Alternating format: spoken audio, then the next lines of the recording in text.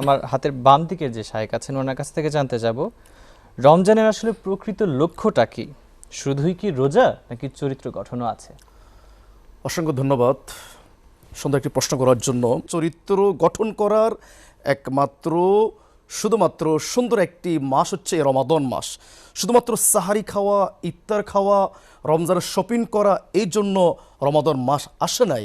চরিত্র, তাকওয়া, জান্নাতিময় আল্লাহর সান্নিধ্য পাওয়ার জন্য এই রমাদান মাসটা আল্লাহ আমাদের স্পেশালভাবে দিয়েছেন।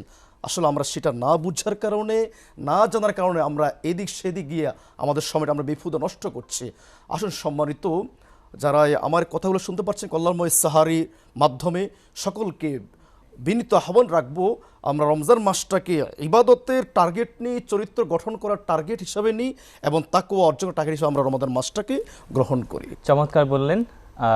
অত্যন্ত মূল্যবান কিছু তথ্য আমরা শুনতে পারলাম শায়েখের কাছ থেকে। এবার শুনবো একটি মনোমুগ্ধকর ইসলামিক সঙ্গীত।